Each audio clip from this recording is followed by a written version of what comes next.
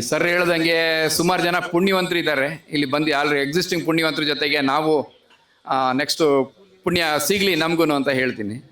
ನನಗೆ thank you sir.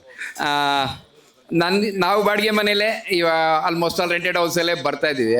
But ಒಂದು 3 ಗಿಡಗಳನ್ನ 8 ವರ್ಷದಿಂದ ಕಾಪಾಡ್ಕೊಂಡು ಮರ ಆಗಿದೆ. ಆ್ಯಕ್ಚುಲಿ ಅದು ವಾಟ್ರ್ ಪೈಪಲ್ಲಿ ಬಿಟ್ಟಿದ್ದು ಒಂದು ಬಸರಿ ಗಿಡ ಅಂತ, ಅದನ್ನ ತೆಗೆದು ಪ್ಲಾಂಟ್ ಮಾಡಿ, ಮತ್ತು ಇನ್ನೊಂದು ಇಂಡಿಯನ್ ರೋಸ್ವುಡ್ ಅಂತ ಅದು, ಮತ್ತು ಆಮೇಲೆ ಇದು ಹತ್ತಿ ಯಾವುದು ಔದುಂಬರ ಮರನ 8 ವರ್ಷದಿಂದ ಕಾಪಾಡಿಕೊಂಡು ಅದನ್ನ ಮರ ಮಾಡಿ ಇಟ್ಕೊಂಡಿದ್ದೀನಿ.